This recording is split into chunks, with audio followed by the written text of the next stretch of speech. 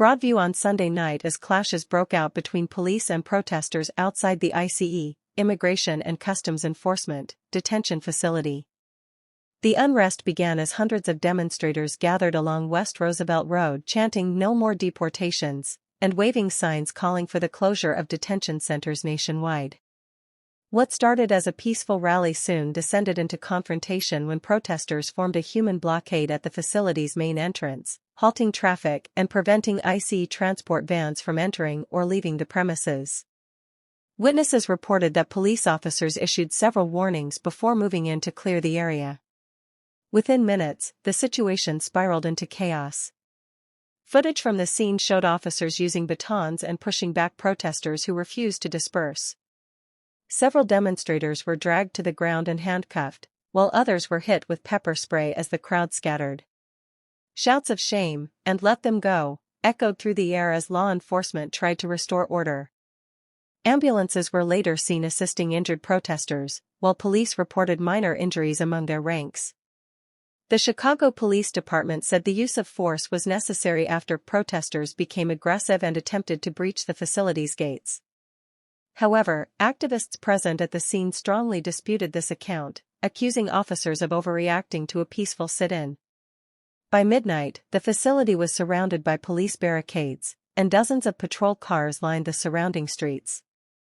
The protest marked one of the most violent confrontations at an ICE facility in recent months, highlighting the growing anger and frustration over nationwide deportation policies. As tensions simmered, both sides appeared unwilling to back down, setting the stage for further unrest in the days ahead.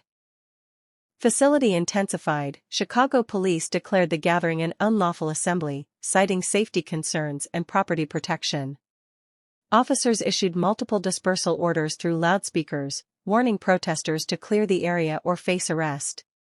Despite the warnings, many demonstrators refused to move, locking arms and sitting in the roadway in an act of civil disobedience.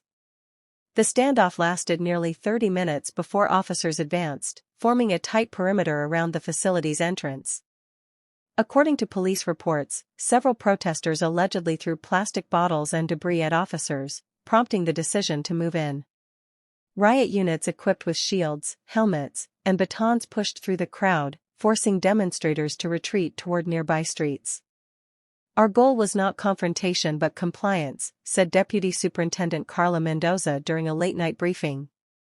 "Unfortunately, some individuals chose to escalate the situation, leaving us no choice but to declare the assembly unlawful." By the end of the operation, at least 7 protesters had been detained for obstruction, unlawful gathering, and resisting arrest. Videos circulating online captured the moment officers tackled demonstrators who tried to block a police vehicle from entering the compound. Witnesses reported that several people were pinned to the ground as officers used zip ties to restrain them. Police vehicles and barriers sealed off the area, while drones hovered overhead to monitor crowd movement. Emergency services remained on standby, tending to minor injuries on both sides. Local businesses in Broadview temporarily closed as the sound of sirens filled the night.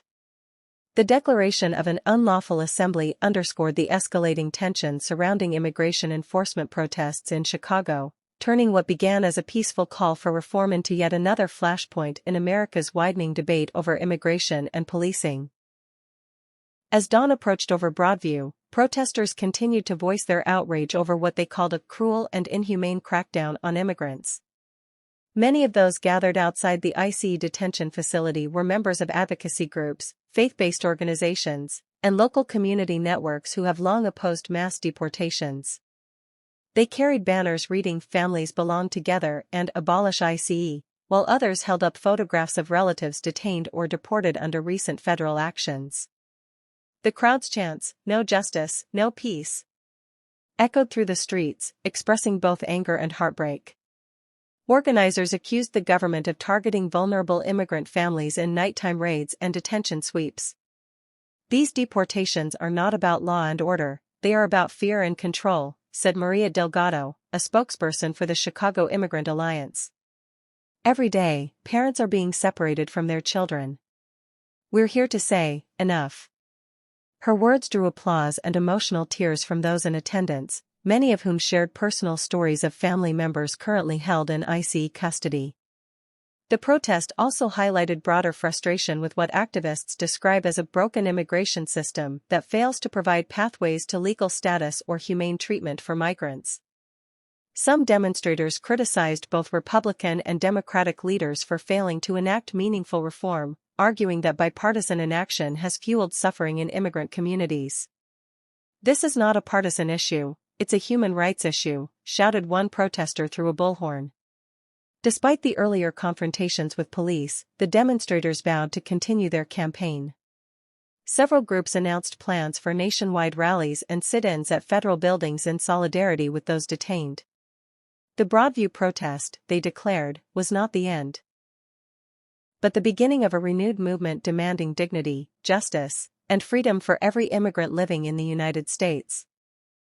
Within hours of the Broadview protest, footage of the violent clashes between police and demonstrators flooded social media platforms, igniting nationwide outrage.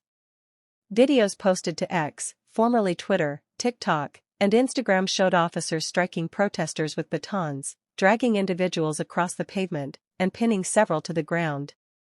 In one widely circulated clip, a young woman can be heard screaming, "I'm not resisting," as officers handcuffed her beside the facility gate. The scene, filmed by a bystander, quickly went viral, drawing millions of views and sparking heated debates about police conduct and civil rights. Hashtags like #BroadviewProtest, #EndDeportations, and #PoliceBrutality trended across the United States overnight, with thousands of users expressing anger and disbelief. Immigration advocates accused authorities of using excessive force to silence peaceful dissent, while others defended the police response, claiming that officers were provoked by aggressive protesters. The clash of opinions exposed once again the deep national divide over immigration policy and law enforcement accountability. Major media outlets soon picked up the story, replaying the disturbing footage on morning broadcasts.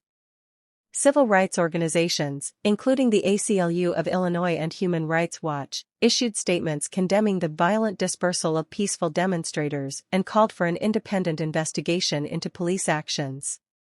"This is not how democracy should look," wrote one ACLU spokesperson on X. "No one should be beaten or jailed for demanding justice." By Monday afternoon, city officials confirmed that the Chicago Police Department's Internal Affairs Division had opened a preliminary review into the use of force. Meanwhile, activists announced plans for a candlelight vigil outside City Hall, demanding accountability for what they described as state-sponsored violence. As the videos continued to spread, Broadview became a symbol of both outrage and resistance, an echo of America's long struggle between authority and protest. The Broadview confrontation quickly escalated from a local clash to a heated national debate, drawing responses from politicians across the political spectrum. Chicago Mayor Brandon Johnson called the scenes deeply troubling and announced that his office would review police body camera footage to determine whether excessive force had been used. "Our city supports the right to peaceful protest," Johnson said in a press statement. "But no one should be harmed for exercising that right." He urged both protesters and law enforcement to de-escalate tensions and engage in dialogue rather than confrontation. Illinois Governor J.B. Pritzker echoed similar sentiments, calling for restraint while reaffirming the state's commitment to protecting immigrant communities. "Illinois will not turn its back on those seeking safety and opportunity," he declared. His remarks were met with applause from immigrant rights advocates but sparked criticism from conservative leaders who accused state officials of enabling lawlessness and undermining federal immigration authority. Meanwhile, Republican lawmakers seized on the unrest to criticize what they termed radical open-border activism. Senator Tom Cotton labeled the protests a coordinated attempt to sabotage federal law enforcement, while former presidential candidate Ron DeSantis argued that incidents like Broadview showed why ICE must operate without political interference. On social media, right-wing commentators circulated videos of the clashes, framing them as evidence of mob rule in liberal cities. Democrats in Congress, however, pointed fingers at the federal government's deportation campaign, calling for investigations into ICE operations and urging reforms to protect migrants' rights. Representative Alexandria Ocasio-Cortez tweeted, "What's happening in Chicago is a symptom of a larger moral crisis, families being torn apart under the guise of security. The Broadview incident thus became more than just a local story. It transformed into a flashpoint in America's ongoing struggle over immigration, policing, and political identity. The violent confrontation in Broadview has added fuel to a growing wave of unrest sweeping across the United States as immigration enforcement intensifies. Over the past several weeks, protests have erupted in cities including Los Angeles, Denver, Houston, and New York, each sparked by large-scale deportations and immigration raids carried out under new federal directives. Activists warned that what happened in Chicago could be a prelude to wider civil resistance, as communities mobilize to oppose what they describe as a national campaign of fear. In Los Angeles, demonstrators recently blocked a major freeway leading to a detention center, prompting dozens of arrests. Similar scenes unfolded outside federal courthouses in New York and Texas, where immigration lawyers and faith leaders joined hands in protest. Many of these demonstrations have followed the same pattern as Broadview, beginning peacefully, only to end in confrontation as police attempt to enforce dispersal orders. "People are reaching a breaking point," said Rosa Martinez, an organizer with the National Immigrant Justice Network. "Families are being torn apart every day, and communities are fighting back." The federal government, meanwhile, insists that the deportations are lawful and necessary to enforce immigration statutes. A spokesperson for the Department of Homeland Security stated that operations are targeting individuals with prior criminal convictions or expired visas. But activists argue that the crackdown is indiscriminate, affecting asylum seekers, long-term residents, and even children born in the U.S. Analysts warn that the unrest could intensify if Washington fails to address the humanitarian fallout. With social media amplifying each confrontation, the protests are spreading faster than authorities can contain them. The Broadview incident, once a single night of chaos outside a Chicago suburb, now stands as a symbol of a nation divided, where questions of justice, belonging, and humanity hang precariously in the balance.